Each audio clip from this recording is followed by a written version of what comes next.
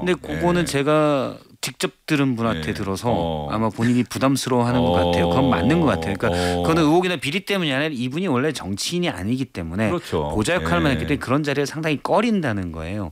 그러면 사실은 원칙적으로는 원내에서 부르면 국회가 부르면 나오는 게 그래서 원칙적으로 하고 정무라인은 사실은 국회를 설득하는 게 관건이겠죠.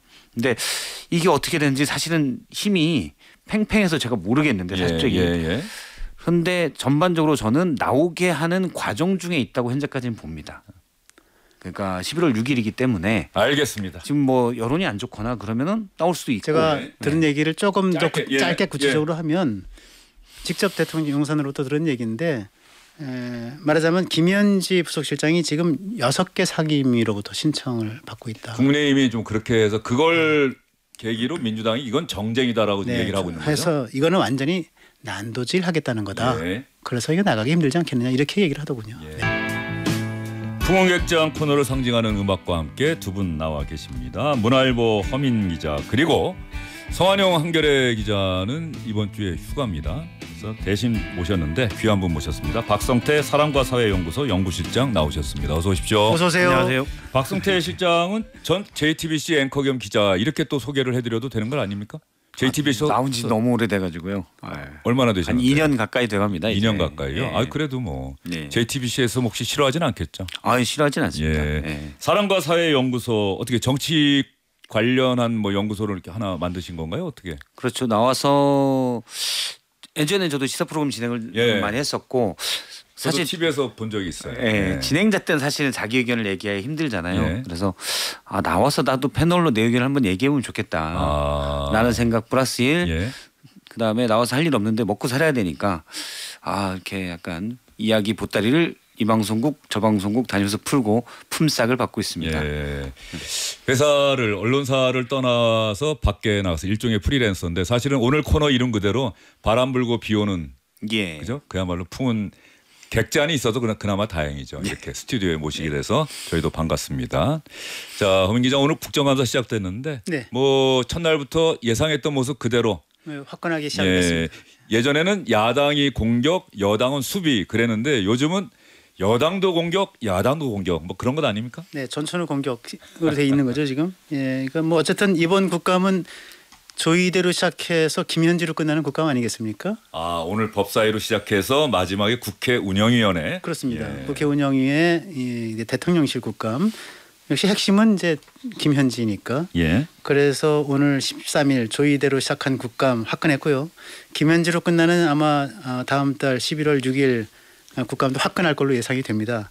뭐 그 중간중간에 또 이제 14일 과기방통위가 있고 그다음에 또 17일 행안위 경찰청에서 이진숙 전 방통위원장을 왜 이렇게 체포했느냐 또 이거도 화끈하겠죠. 뭐 그리고 또 그건 또 동부지검이니까는 마약 관련 수사. 마약 관련 수사도 또 예고가 돼 있고 그다음에 뭐 기타 외교위 외교위원회인가요? 네, 외교위하고 또 산업위원회에서는 아무래도 또 관세 협상 관련한 관세 통상 뭐 이런 것들이 뭐 쟁점이 될 거고.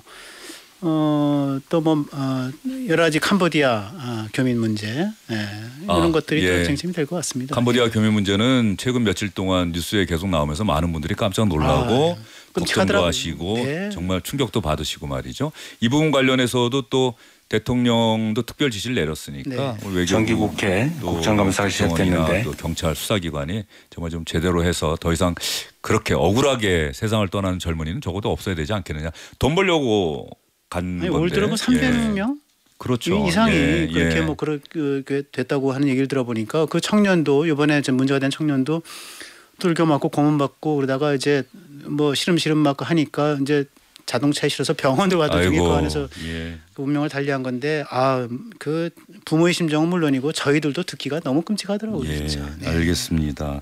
그 부분도 정말 철저하게 수사하고 앞으로 이런 일이 없도록 우리 수사기관에서 미리미리 대비 좀 잘해 주셔야 될 것 같다. 외교부도 뭐 현지에 대사관 나가 있으니까 좀 적극적으로 대응해야 되는 것 아닌가. 이제 코리안 데스크를 만든다고 하는데 그런 사례가 이미 신고는 8월에 됐었고 또 계속 이런 실종 납치 이 사례가 늘어난 게 잡혔었잖아요. 그게 사실은 우리가 말은 이렇게 하는데 수사기관들이 성인에 대한 실종 신고라면은 적극적으로 응하지는 않는다. 왜냐하면 이게 자의로 잠시 여행을 떠났거나 연락을 끊었다거나 이럴 수 있는 것 아니냐 하면서 좀 소극적으로 대한다. 이런 문제가 있지 않습니까? 이른바 실종이냐 잠적이냐 그렇죠. 이거에서 성인 같은 경우는 잠적이 될 수 있다. 이렇기 때문에 소극적인데 사실은 관련 사례가 캄보디아에서 계속 늘고 있다면 주의 깊게 봐야 되고 이분들이 예를 들어 배 타서 몰래 갔다든지 뭐 산 타서 국경을 넘었다든지가 아니지 않습니까? 그러면 충분히 대처할 수 있지 않았나. 비행기로 대부분 입국을 그렇죠. 하는데 거기에서 관련돼서 상담을 좀 더 진행한다든지 했으면 보다 적극적으로 응했으면 사실은 많이 줄일 수 있지 않았었나라는 생각은 듭니다. 네. 대한민국 젊은이의 안타까운 희생 이것을 계기로 해서 더 이상 같은 유형의 희생이 있어서는 안 되겠다. 아마 많은 분들이 동의하시리라 생각됩니다. 주영진의 뉴스 읽기 오늘 첫 소식은 국회 법사위 국정감사로 시작을 해보도록 하겠습니다. 추미애 법사위원장 조희대 대법원장 여태까지 대법원장은 국정감사의 증인으로 국정감사에 출석한 적이 없었습니다. 즉 의원들의 질문에 대답한 적이 없었다는 건데 추미애 법사위원장은 그 관행을 깨겠다 이렇게 공언을 했어요. 추미애 법사위원장 얘기부터 들어보겠습니다. 누구보다 법을 존중해야 할 대법원장님께서 관례라는 말로 책임을 회피할 방패로 삼으시지 않기를 바랍니다. 질의응답을 통해 국민적 의혹을 말끔히 해소해 주실 것을 정중히 부탁드리는 바입니다. 자, 정중히 부탁드리는 바입니다. 그러면 조희대 대법원장은 국정감사 인사말을 했습니다. 지금까지 국정감사에서 대법원장은 인사말을 하고 그동안의 법사위 국정감사 때는 계속해서 뭐 법원 국정감사 때 참석할 일은 없고요. 마지막 마무리 국정감사 때 참석해서 또 마지막 인사말을 하는 게 관례였는데 오늘 인사말을 통해서 조희대 대법원장은 추미애 위원장의 이런 요구에 대해서 어떤 견해를 밝혔는지 여러분 들어보시죠.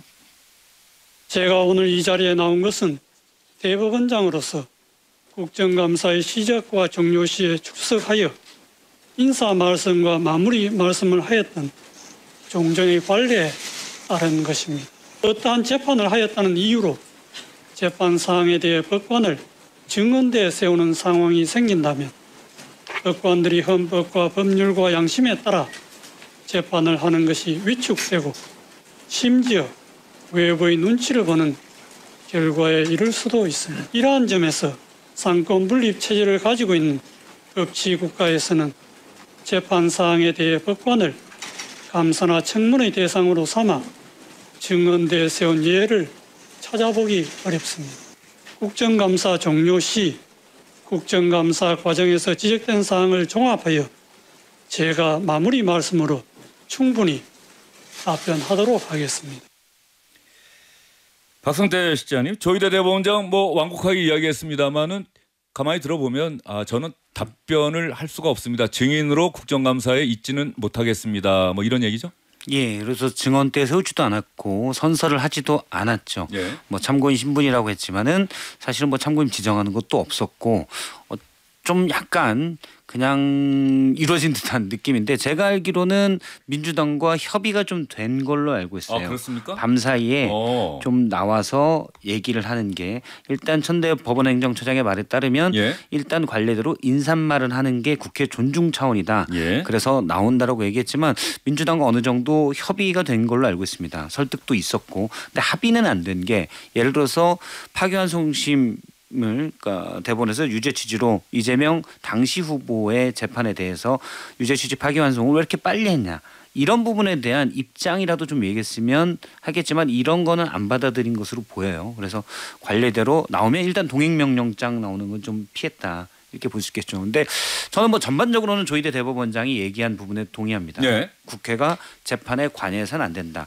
물론 일부 판사들이 잘못된 생각을 할 수도 있고 잘못된 어떤 정파적이나 당파적인 판결을 낼 수도 있지만 그런 것들을 조정하라고 3심 제도가 있기 때문에 그런 게 있고 중대한 헌법상 법률상 위배가 있으면 이거는 뭐 탄핵 소추로 해서 그 답을 구하는 게 맞다. 법관도 탄핵될 수 있죠. 그렇죠. 그게 맞다라고 생각을 하고요. 다만 그렇게 압박하는 건 국회가 압박하는 건 잘못이라고 생각하지만 조희대 대법원장도 많은 국민들이 이거는 비상식적이고 부적절하다. 지난 대선 당시에 갑자기 이재명 당시 민주당 대선 후보의 선거법 위반 상고심 재판을 서둘러 진행한 것 아니냐. 대선에 개입하려 했던 것 아니냐. 그렇죠. 2시간 만에 소부에 배당됐던 재판을 2시간 만에 전원 합의체로 옮겼고 그리고 9일 만에 선고를 내렸잖아요. 대선이 한 달여 정도 남은 시간이었습니다. 그래서 거기에 대해서 대체 왜 그랬냐? 이거는 재판과는 상관이 없죠. 그 절차에 대한 문제니까 그거는 본인의 생각을 얘기하는 게 맞지 않았나라고 생각해요. 물론 본인의 생각은 나는 그 유권자들에게 어떤 그 재판 기관 관련시 법원은 그냥 수사로 가는 게 맞다고 봤기 때문에 거기에 대한 것도 유권자가 판단을 몫이다라고 했다. 이렇게 대답할 가능성이 만약 한다면 크다고 봐요. 뭐 내가 뭐 윤석열의 청탁을 받아서 이렇게 얘기했을 리는 없겠죠. 근데 그래서 논란이 더 커질 수도 있지만 그러면 거기까지 일단 얘기하고 그다음은 사법부가 판단할 일이다. 밑에 판사들이 이건 부적절하다. 실질적으로는 대선 개입이었다. 물러나라고 얘기하든지 그 정도는 얘기했어야 된다고 봅니다. 예전에도 뭐 역대 대법원장이 이른바 사법파동 뭐 이것 때문에 물러난 적이 있고 말이죠. 어떻게 보세요? 오늘 조희대 대법원장은 사실은 그동안 자신은 헌법과 법률에 따라 양심에 따라 재판했다는 말로 지금 박성태 실장이 했던 이야기에 대한 답변을 어느 정도 한 것 같긴 한데. 그렇습니다. 그 이전에 이제 우리 박 실장이 재미있는 얘기를 처음부터 시작을 했어요. 사실은 저를 그 얘기를 중간 또는 요 테마의 마지막 부분에 와서 좀 던져볼까 했었는데 어떤 부분입니까? 미리 얘기를 했기 때문에 저도 그 얘기를 같이 하고 싶은데 민주당과 어느 정도 협의가 되지 않았느냐 하는 부분. 저는 오늘 뭐 요란스럽긴 했고 또 소란스럽기도 했지만은 제가 쭉 지켜봤어요. 10시부터 이 법사위를 쭉 지켜보고 들으면서 제가 또 할 일을 하고 이렇게 하면서 계속 11시 50분까지 한 차례 정회가 되고 나서 중단되고 11시 20분이죠. 30분 만에 11시 50분에 다시 이제 될 때까지 쭉 지켜봤는데 보면서 저에게 꽂힌 생각은 민주당과 대법원 사이에서 저는 협의 정도가 아니라 상당한 정도의 합의가 이루어진 그런 오늘 법사위였다. 약속된 대련. 뭐 약속된 대련 또는 겉으로는 마치 이렇게 갈등을 빚고 충돌하는 것 같은데 알고 보면 이면에서는 협의가 있었다. 시체말로 이제 짜고치기 뭐 무슨 스톱하는 거 그런 느낌을 받은 게 사실은 오늘 이 소란이라 그럴까 아니면은 조금 웅성거림 또는 이제 항의 삿대질 고함 이 강도로 보면 지금 여당보다 민주당보다 야당인 국민의힘이 훨씬 셌어요. 전반적으로 훨씬 셌고 그리고 여당은 몇 마디 항의는 하고 중간중간에 뭐 의사진행 발언도 하곤 했지만은 그러나 그렇게 격하게 하지는 않았다라는 생각이 좀 들고 오히려 뭐 최혁진 의원 정도 무소속의 최혁진 의원 정도가 좀 격하게 막 목소리 높이고 하긴 했는데 거긴 좀 뭣도 모르고 그런 것 같고 그래서 저게 웬일인가. 그리고 추미애 위원장이 오늘 굉장히 점잖았어요. 조금 전체적인 맥락을 보면은 이게 눈에 띄는 대목이었습니다. 그렇죠. 왜냐하면은 나경원 의원, 그다음에 곽규택 의원, 그다음에 뭐 이런저런 의원들이 또 주진우 의원 가지고 뭐 일어나서 뭐 항의하고 일어나서 뭐 삿질하고 추미애 위원장 정신 차려라 뭐 어디 나가려 그러는 거 아니냐. 그러면서 의사진행도 안 없고 이렇게 발언하는 거에 대해서 아주 점잖게 대응하면서 지금 진행하겠습니다. 지금 발언 듣겠습니다. 질문 듣겠습니다. 질의 시간입니다.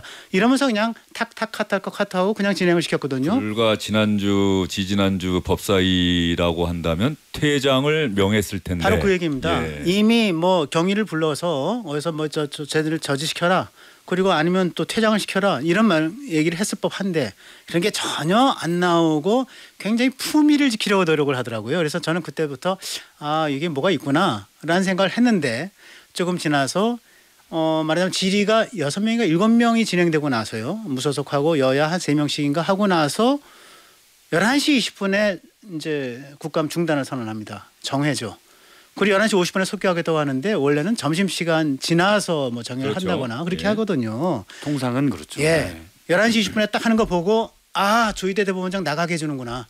좀 그런 생각이 들어서 아주 재미있는 포인트라고 저는 생각을 했습니다. 알겠습니다. 두 분 말씀에 공통점이 있고요. 그렇다고 한다면 사실은 뭐 고위당전대가 또 오늘인가요? 또 만나서 또 김민석 총리, 정청래 대표, 우상호 정무수석 추석 연휴기가 뭔가 갈등이 있는 것처럼 비춰졌는데 또 세 사람이 만나서 웃으면서 악수하는 모습. 형님하고 악수를 안 했구나. 뭐 정청래 대표가 이런 이야기도 하고 그런 모습을 보였는데 조희대 대법원장에 대한 강력한 압박, 거센 압박이 이재명 대통령 국정운영 지지율에 부정적인 영향을 미친 것 아니냐 이런 분석들이 계속 나오면서 대통령실에서는 우려의 목소리가 나오고 우상호 정무수석을 통해서 이러한 어떤 부분들이 오늘 국회 법사위 대법원 국정감사에 영향을 미쳤고 그래서 이면에 뭔가 협의가 있었던 것 아니냐 이런 걸로 이렇게 연결이 되는 건가요? 그렇게 그러면? 봅니다. 그러니까 오늘 조희대 청문회가 하나의 변곡점 이제 바뀌는 이거로 보는데 물론 이제 이른바 강경파들이 민주당 내에서 이분들이 주도하지는 않았겠죠. 이분들이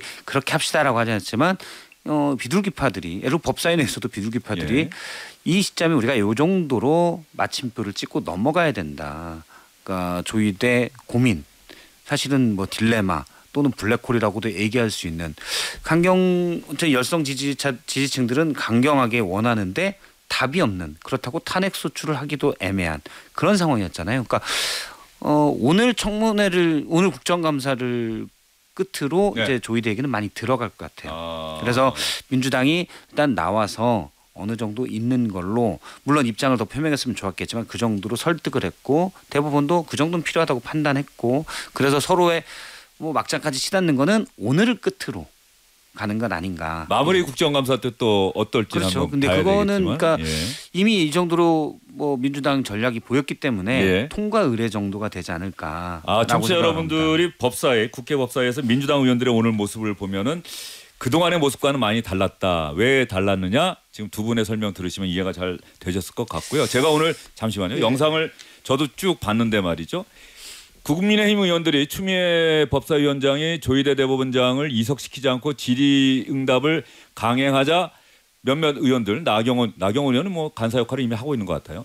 나경원 의원, 곽규택 의원, 뭐 신동욱 의원이 막 나와서 추미애 법사위원장을 둘러싸고 항의를 하고 있는데 민주당 의원들 예전 같으면 국민의힘 의원들을 향해서 거세게 막 이름 부르면서 그랬을 텐데 오늘 눈에 띄는 대목은 그런 상황에 상관없이 민주당 의원들은 대답하지 않는 조희대 대법원장을 향해서 그대로 질문만 계속 던진 겁니다. 조희대 대법원장 대답하십시오. 자, 한번 들어보시죠. 제가 끝나고 나서 어느 의원들의 질문인지 여러분께 말씀드리겠습니다. 대법원장님, 한덕수 총리를 만난 적이 있습니까? 없습니까? 들어와서요. 의사진행 방해입니다. 답변해 주십시오. 자, 조희대 대법원장에게 묻겠습니다. 윤석열과 만난 적 있습니까? 조희대 대법원장 답변 못합니까? 조희대 대법원장 그러면 한덕수와 만난 적 있습니까? 직위원은 룸살롱을 갔어요 안 갔어요? 예, 민주당 박균택 의원, 민주당 서영교 의원, 조희대 대법원장은 눈만 꿈뻑꿈뻑하면서 일체 답변하지 않았는데도 민주당 의원들은 계속해서 질문을 쏟아냈습니다. 물론 답변은 없었고요. 서영교 의원 옆자리가 박지원 의원이네요. 그렇죠. 예, 예. 그런데 이거 보면서 저는 역시 정치는 그 제가 늘 강조하는 말 중에 하나입니다. 정치는 교환입니다. 협치는 교환인 거고 주고받는 거죠. 교환. 예. 그래서 저 이 보니까 오늘 추미애 법사위원장 그리고 조희대 대법원장 두 사람을 놓고 본다면 두 분 다 동시에 얻었고 또 동시에 두 분 다 잃었다 이렇게 생각을 하는데요. 추미애 위원장은 어쨌든 조희대 대법원장을 인사말만 하고 가도록 원래 관행상 돼 있는 거를 많이 붙잡고 있었기 때문에 얻은 거고 조희대 대법원장은 그럼에도 불구하고 질의에 답변을 하지 않고 인사말로 끝냈기 때문에 얻은 거죠. 이게 얻은 거고요. 이런 것은 추미애 위원장은 결국 조희대 대법원장이 답변을 끌어내지 못했고 증인으로서의 위치를 부각시키지 못했기 때문에 잃은 거고요. 또 조희대 대법원장은 인사말만 끝나고 가는 게 관행이었는데 앉아서 감금당하다시피 이건 신동욱 의원의 표현입니다. 앉아서 이렇게 정해야 할 때까지 있었기 때문에 이건 또 잃은 거죠. 일단 이런 것과 얻은 것을 서로 교환하면서 저는 오늘의 국감 법사위 정치가 일어났다 이제 이렇게 생각이 들고요. 아까 우리 박 실장 여러 가지 다 동의를 하는데 이번 조희대 대법원장 오늘 법사위를 계기로 해서 조희대 문제는 통과 이래로 지나가고 조금 이제 주저앉지 않겠느냐 이게 이슈가 좀 가라앉지 않겠느냐 이렇게 얘기하는데 저는 사실 거기에는 좀 동의를 하지 않습니다. 왜냐하면 민주당의 이 조희대 대법원장을 이렇게 불러서 네. 얘기하는 의도와 그다음에 여러 가지 과정 이런 걸 쭉 보면은 결국은 이 모든 것이 이재명 대통령의 면소, 그다음에 공소 취하, 그다음에 재판 지연, 뭐 그걸 위해서 뭐 사심제 말하자면 재판 그 소원 문제 뭐 해서 헌법재판소로 끌고 간다든가 이런 것까지 다 고려하고 있고 그다음에 법안을 만들어서 또 바꾸어서 폐지해서 이재명 대통령의 사법 리스크를 없애겠다라고 하는데 초점이 있는 것이기 때문에 예. 저는 이 문제를 오늘 계기로 해서 조희대 문제가 가라앉는다 저는 그렇게 생각하지 않습니다. 알겠습니다. 이제 예. 민주당에는 그런 고민이 있는 건 맞는 것 같은데. 그 언론개혁, 사법개혁은 아직까지 민주당 자체의 안을 예. 구체적으로 정리된 안을 내놓지는 않고 있는 상황이니까요. 예. 예를 들어 법원조직법 같은 예. 경우에서는 이제 필요하다 대법관을 증원하는 부분 그러면 연차적으로 4명씩을 더 늘려서 이재명 대통령이 계속 대법관을 임명하는 분들이 과반수 훨씬 넘게 차지하도록 그런 구상에서는 방금 허민 위원님께서 말씀하신 그런 부분들이 익힐 수가 있죠.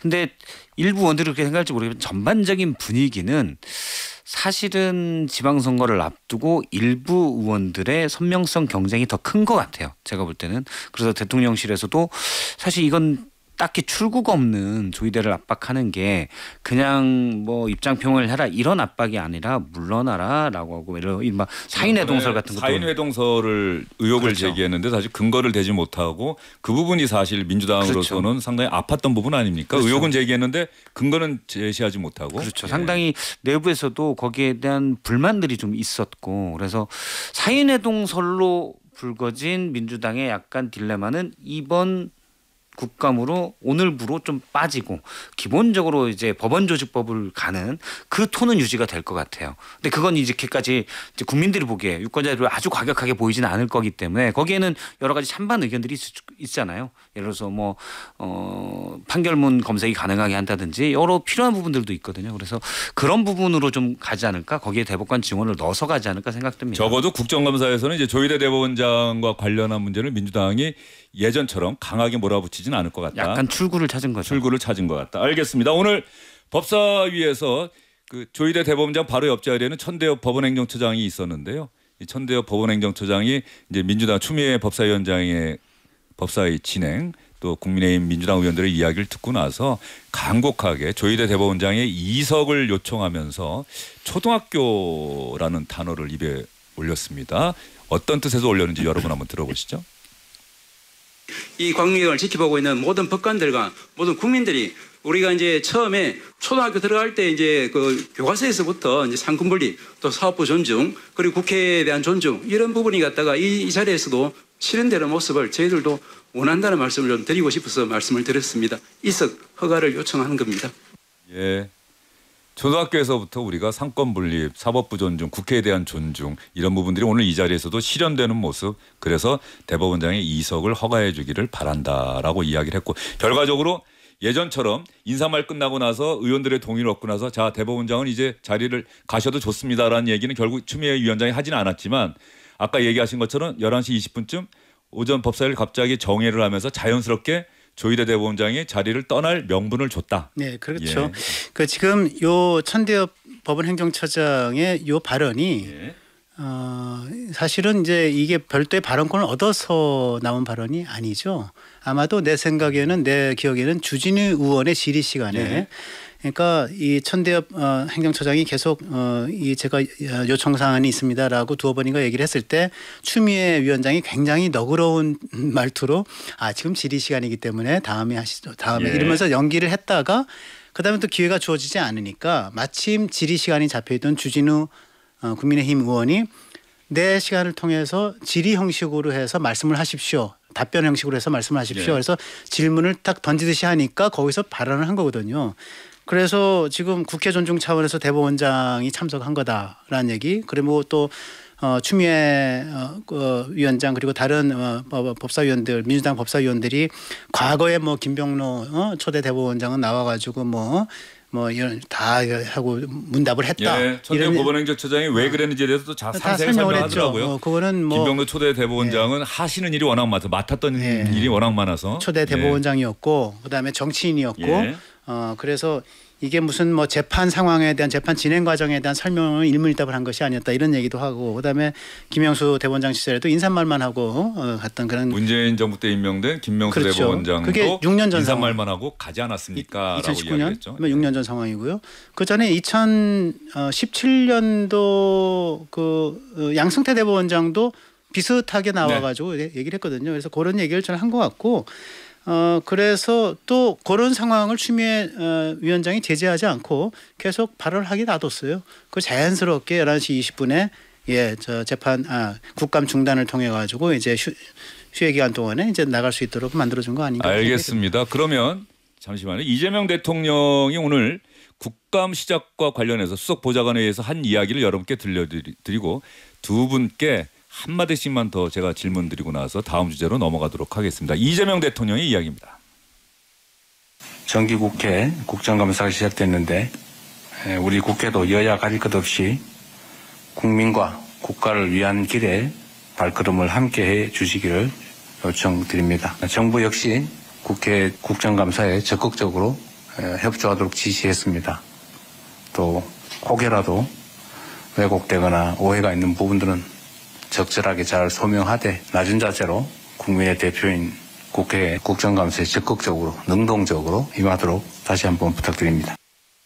자, 국회도 좀 협조를 해달라고 하면서 정부에도 지시를 했다. 국감에 적극 협조하라. 그러면서도 이 정부에 지시한 내용에 대해서는 적절히 낮은 자세로 적극적으로 능동적으로. 이제 장관들이 예전에는 사실 그게 미덕이었잖아요. 뭐 야당 의원들이 막 몰아붙여도 가만히 있다가 뭐 위에서 그 의원님 지적 위에서 잘 하겠습니다. 이게 아니라 잘못된 얘기를 하면은 바로 잡아라. 뭐 이런 뜻 아니겠습니까? 네. 네. 예전에는 뭐 사실은 장관들이 국정감사나 청문회 나가면은 하루 좀 고생하다 온다. 그냥 고개 푹 숙이고 있다. 겸허히 지적을 잘 그렇죠. 듣겠습니다. 이렇게 했는데 사실 윤석열 정부 때는 장관들이 싸우는 게 훨씬 심해졌습니다. 한덕수 전 총리가 뭐 대정부 질문에서 한 거 보면은 깜짝 놀랐죠.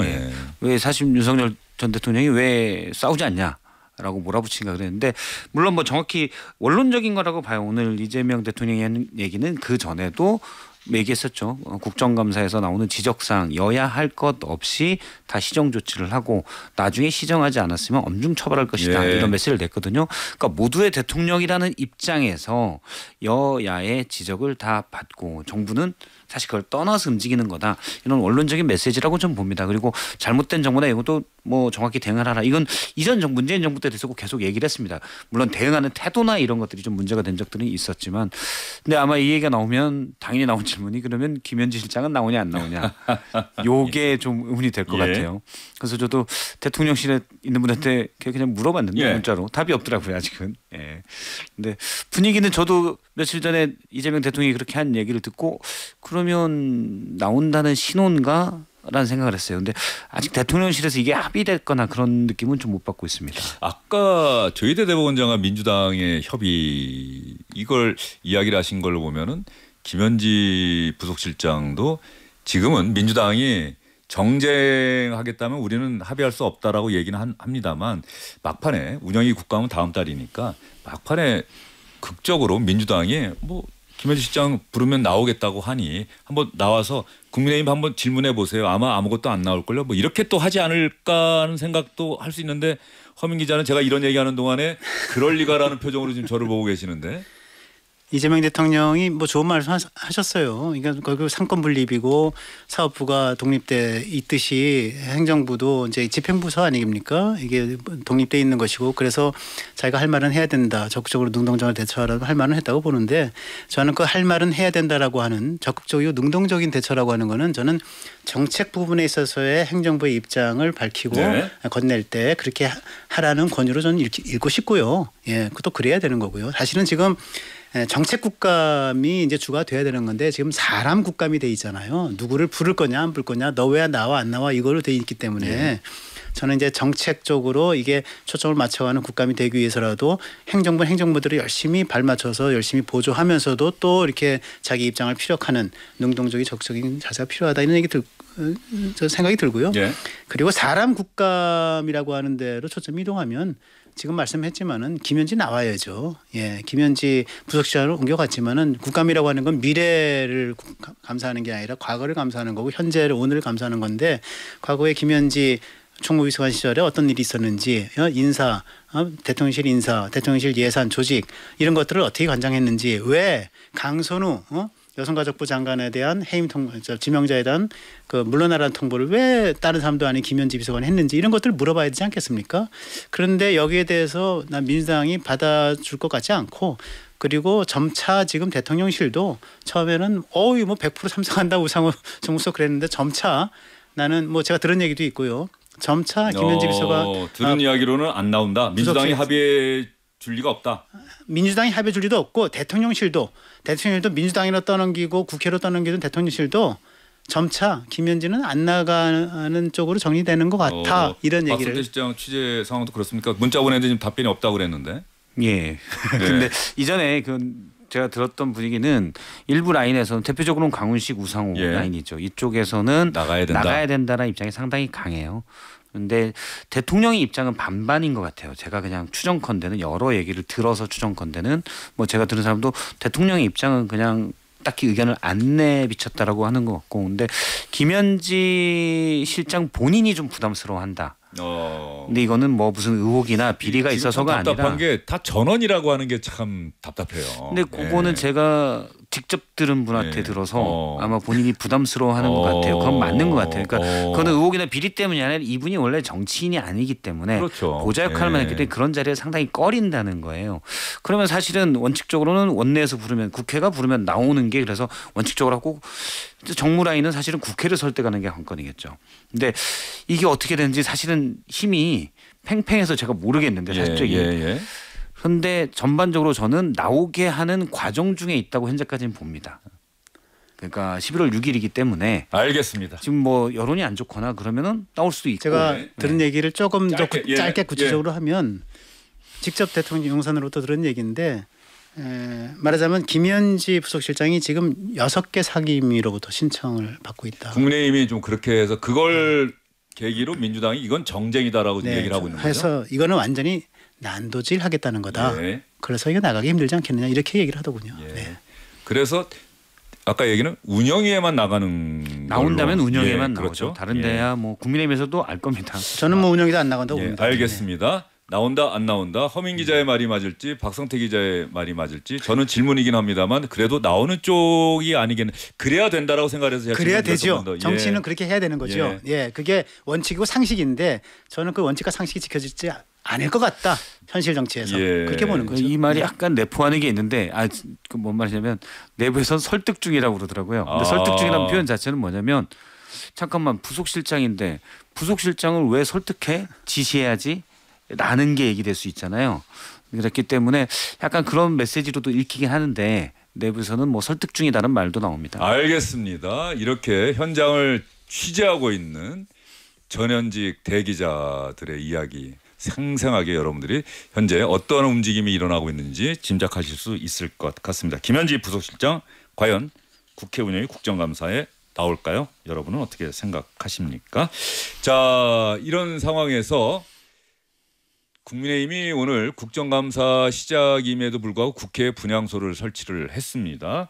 경기도 양평군 공무원이 김건희 특검의 조사를 받고 나서 세상을 떠나는 안타까운 일이 있었지요. 이것을 계기로 해서 국민의힘은 특검의 무리한 수사, 결론이 이미 내려진 수사라고 하면서 강하게 비판을 하고 있습니다. 송원석 원내 대표의 이야기 한번 들어보도록 하겠습니다. 시민이 스스로 목숨을 끊는 그런 결과를 초래했습니다. 민중기 특검의 강압적인 수사에 못 이겨서 이미 확보된 진술이 있는데 왜 강압적으로 수사를 해야 되고 진술을 강요해야 됩니까? 답정너식으로 특검에서 결론을 정해놨다는 얘기입니까? 특검과 정치경찰의 폭력적 만행을 더는 좌시할 수 없습니다. 이것을 규명할 수 있는 방법은 특검을 특검하는 방법밖에 없습니다. 민중기 특검의 폭력 수사에 대한 특검법을 당론으로 발의하고자 합니다. 자, 특검을 특검하는 수밖에 없다. 국민의힘은 이렇게 목소리를 높이고 있습니다. 민주당에서는 박지원 법사위 소속이죠. 민주당의 원로기도 하고요. 오늘 아침 SBS 라디오에 출연을 해서 이 문제에 대한 질문을 받고 이렇게 대답을 했습니다. 극단적 선택을 한 문제에 대해서는 정부 여당 소속 국회의원으로서도 국민들에게 죄송하게 생각합니다. 왜 특검에서 아무리 기한이 절박하다 하더라도 그 조사 당사자의 동의 없이 심야 조사를 했는가 이러한 것은 특검이 옥에 티를 남겼다. 그러나 특검에서 얘기하는 내용과는 조금 상이하기 때문에 조금 더 지켜보는 것이 좋다. 저는 그렇게 생각합니다. 자, 이 문제 사실은 역대 특검이나 또 국민적 관심 이목이 집중됐던 수사에서 참 안타까운 일이 계속 이렇게 반복되고 있는 것 같습니다. 아마 메모가 국민의힘 의원을 통해서 공개가 됐나요, 이게? 장동혁 대표가 공개했죠. 수사가 끝난 뒤에 이분이 새벽 1시까지 수사를 받고 새벽 3시쯤에 쓴 메모가 나왔는데 핵심은 그건 것 같아요. 사실과 다른 진술을 했다.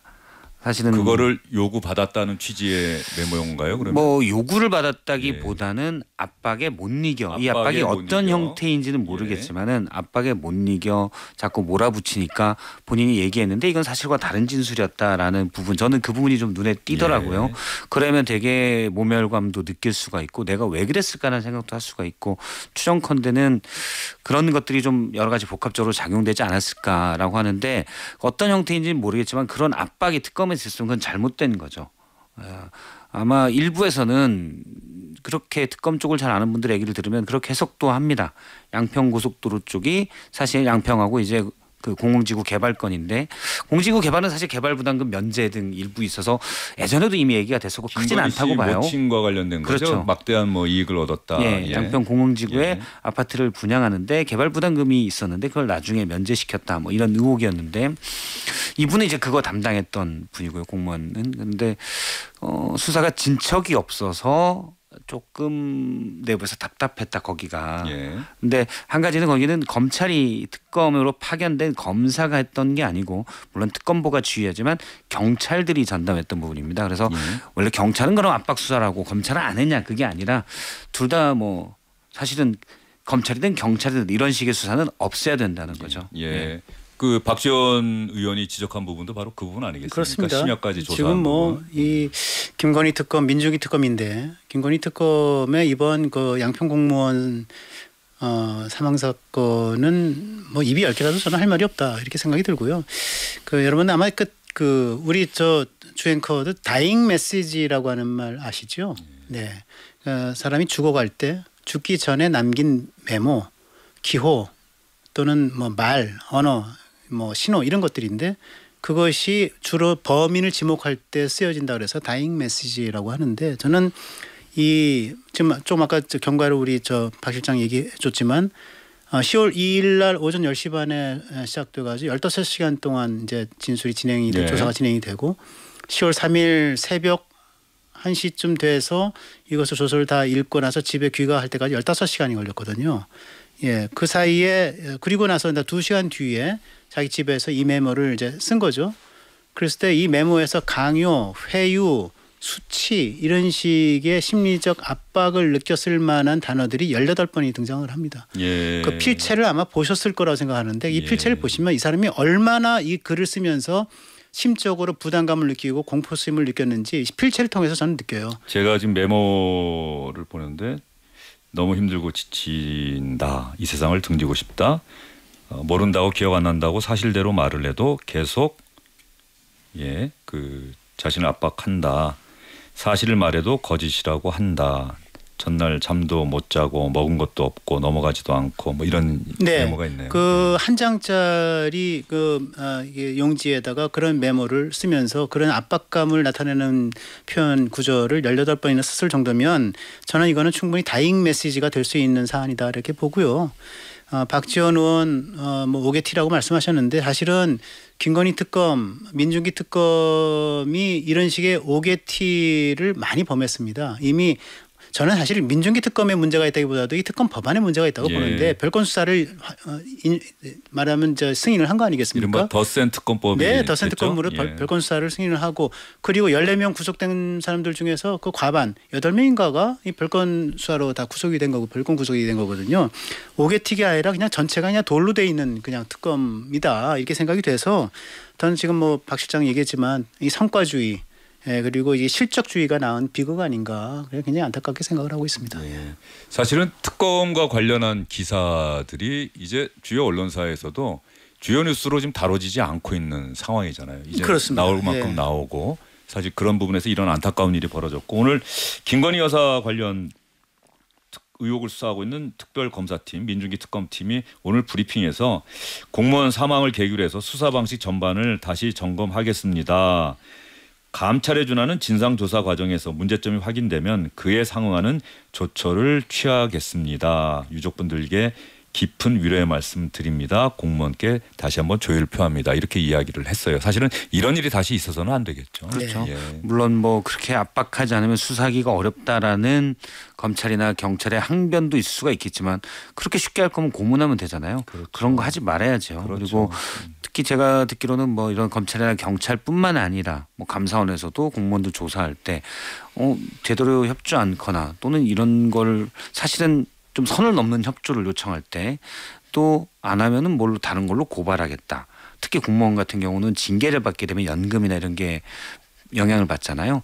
그런 식으로 돌려서 압박하는 경우가 많다고 하더라고요. 네. 그런 건 좀 사라져야 된다고 봅니다. 예, 또 유서가 아직까지 유족들에게는 가지 않았다. 그렇습니다. 아직까지 뉴스로 제가 확인을 못했는데 유족들은 빨리 유서를 봤으면 좋겠다. 근데 경찰은 필적 확인한 다음에 유족들에게 드리겠다. 뭐 이렇게 이야기를 하고 있는 것 같은데 유서가 만약에 또 유족에게 가고 유족들이 그 부분을 또 공개한다면 어떠한 내용이 그 안에 담겨 있을지 뭐 이런 부분들도 사실 많은 분들이 또 관심을 갖고 지켜보는 것 같은데요. 제가 15초만 좀 덧붙이면 시간이 너무 구애받지 마시죠. 그래요? 네. 그래도 좀 짧게 얘기해 주시면 저희가 다음 이야기까지 하고. 그렇게 강박을 주시니까 이 강박 두지 말라고 지금. 알았습니다. 그 1987년 체제가 어떻게 들어섰습니까? 그리고 1986년 12월인가요? 그때 박정철 군이 전두환 시절에 정권 시절에 강압 수사, 고문 수사를 받다가 이게 사망한 것을 계기로 해서 1987년 1월에 1월인가요? 그게 그래서 그 뒤로 이게 시민들이 막 들고 일어나고 그래서 6월 항쟁으로 이어져서 결국은 1987년 체제 민주화 체제가 만들어진 건데 민주화 체제 만들어지고 나서 밀실의 고문은 사라졌어요. 그런데 조사실의 강압은 계속되는 거예요. 고문이 강압으로 바뀐 거죠. 그래서 저는 겉은 민주화됐는데 속은 여전히 전 근대성을 앓고 있는 체제다. 이렇게 생각이 듭니다. 알겠습니다. 우리 수사하시는 분들 그 성과를 내야 되고 본인들이 생각하고 증거는 이걸 이야기하고 있는데 조사에 응하는 분들이 거기에 맞는 이야기를 하지 않으면 답답할 수는 있지만 그렇다고 해서 강제적인 수단이나 강압을 한다면 그 조사 결과가 쉽게 용인되지 않는다. 이젠 세상이 그렇게 바뀌었다라고 하는 부분을 좀 알아야 되겠다 이런 생각이 좀 들고요. 어쨌든 김건희 특검팀의 특검보가 감찰에 준하는 그 다시 한번 살펴보겠다고 이야기를 했으니까 그 부분도 한번 지켜보도록 하겠습니다. 관련해서 이재명 대통령이 대통령으로서는 대단히 이례적으로 그 윤석열 정부 당시에 그 백혜령 경정인가요? 언론에 많이 나와서 그 마약 수사 그 동남아에서 들어오는 그 외국인들 다 잡았는데 갑자기 놔줬다. 뭐 세관이 연관돼 있는데 이거 위에서 강력한 압박이 들어왔고 인천지검 검찰 당시에 그 심우정 인천지검장인가요? 그거를 뭐 정권의 위층의 그런 부당한 요구를 그대로 들어줘서 이 수사가 안 된 거다 했는데 이재명 대통령이 지휘 고하를 막론하고 성역 없이 독자적으로 엄정 수사하라 담당하고 있는 서울 동부지검 이문정 지검장에게도 마찬가지 얘기를 하고요. 백혜령 경장 필요하다면 수사팀에 보강시켜라. 그랬더니 오늘 이문정 검사장이 조금 전에 들어온 뉴스가 대검에 백혜령 경정 파견 결정해달라고 요청을 했다는 기사까지 막 들어왔습니다. 이 사안도 많은 분들이 의혹을 갖고는 있는데 지금까지 백현영 경정의 주장을 입증할 수 있는 어떤 근거들이 아직까지 나온 상황은 아닌데 이제 동부지검이 강하게 수사하면 또 뭔가 나올 수 있는 건가요? 어떤가요? 일단 확인된 사실은 거기까지인 것 같아요. 예. 어떤 거냐면 처음에 백현영 경장이 브리핑을 할 때 23년에 인천 세관을 통해서 들어오는 거대 마약 조직의 마약을 수사하는 과정에서 세관 직원들이 협조했다. 이 내용을 브리핑하려고 하는데 영등포 서장 그리고 이제 서울청에서 연락이 와서 세관은 브리핑에서 빼달라고 한 거잖아요. 자, 여기까지는 어쨌든 누군가 이전에 인천 세관의 공항을 담당하는 분이 아름아름 연결해서 개인적 청탁을 한 건지, 근데 연결하는 과정에 여기가 용산 대통령실 끼면서 대통령실 쪽에서 압박으로 내려온 건지, 일단 압박은 전 있었다고 보고요. 그러면 이게 확대돼서 백현영 경정이 주장하는 거는 이제 거기에 심우정 검찰총장이 연결돼 있고 김건희 씨가 연결돼 있다. 여기까지 가는 건데 그건 아직까지 확인은 안 된 것 같아요. 근데 또 많은 분들이 의혹을 가지고 있는 건 분명한데 사실은 수사팀이 동부지검 수사팀이 8월에 합동수사팀이 결성이 되는데 아직까지 뚜렷한 건 없습니다. 그러면 이 부분을 강하게 또 했던 분이 뭐 백현영 경장이 직접 가서 또 해봐라. 이런 메시지인 것 같아요. 그래서 이건 저는 뭐 현재는 의혹이라고 보고 있습니다. 그런데 이 의혹이 사실이 아니든 또는 사실의 단초를 발견하든 명확히 수사하는 게 맞다고 봅니다. 알겠습니다. 그 수사를 해서 거기에 합당한 결과 이게 맞는 건지 아닌 건지 내놨으면 좋겠어요. 또는 아닐 수 있는 가능성도 있을 수 있다고 봐요. 유튜브에서 많은 분들이 또 이야기하는 거 듣다 보면은 아 설마 저게 사실일까 하는 생각까지 드는데 그건 제가 여기서는 일부러 얘기를 안 하겠습니다. 그 대통령이 묻혀 있는 사건 20초 드리겠습니다. 세관 마약 수사 의혹 수사를 철저히 규명해라라고 하는 지시하는 건 괜찮아요. 근데 뭐가 문제냐면은 폭로자 백현영 경장을 거기에 파견시키라고 얘기를 한 거는 굉장히 잘못된 짓입니다. 지시도 잘못됐고 대상도 잘못된 겁니다. 그래서 대통령실에서는 법무부 장관에게 지시한 거다. 대통령이 법무부 장관이 지휘할 수 있으니까. 중앙행정부처의 장을 지휘 감독할 수 있는데 지휘 감독 내용 안에 만약 헌법에 보장된 신체의 자유를 침해하면 안 되도록 되어 있습니다. 이거를 침해한 거기 때문에 잘못됐고, 만약에 백현영 경정이 그걸 잘 알고 있기 때문에 제보자기 때문에 의혹 제보자기 때문에 거기 수사팀에 넣으라고 한다면 쌍방울 사건에 김성태 회장을 집어넣어야죠, 수사팀에. 그러니까 이런 논리가 성립되는 것이기 때문에 저는 굉장히 잘못된 지휘다 그런 생각이 들고요. 2019년에 김학의 수사를 문재인 대통령이 지시했는데 개별 사건을 지시했는데 이것 때문에 야당이 고소를 한 일이 있습니다. 이런 반면교사를 좀 삼을 필요가 있다는 생각이 듭니다. 알겠습니다. 이왕에 대통령이 지시를 했으니 이것도 명명백백하게 진상이 규명됐으면 좋겠습니다. 고릴라 게시판 이영규님 잘 들을게요. 문자 0104님 성한영 기자님과도 좋지만 박성태 실장님과 허민 기자님 조합도 좋네요. 유튜브로 보신 닉네임 행운님 박성태 실장님 뉴스 직격까지 진출 축하. 닉네임 시 읽는 여자들 박성태님 반가워요. 박성태 실장 팬이 많으시네요. 인기가 많아요. 핫한 인물이야 아주. 알겠습니다. 두 분과는 여기서 인사드리겠습니다. 오늘 고생 많으셨습니다. 감사합니다. 고맙습니다. 자, 오늘 주영진의 뉴스 직격 평소보다는 조금 일찍 끝내는데요. 얼마 전에 세상을 떠난 다이앤 키튼 영화 대부에서 알파치노의 상대 역이었죠. 세상을 떠났습니다. 대부의 주제가 앤디 윌리엄스가 부른 Speak Softly Love. 우리의 사랑의 약속은 세상이 끝나는 날까지 사라지지 않을 거야. 와인부치로 물든 날로. 이 노래 들려드리면서 여기서 인사드리겠습니다. 고맙습니다.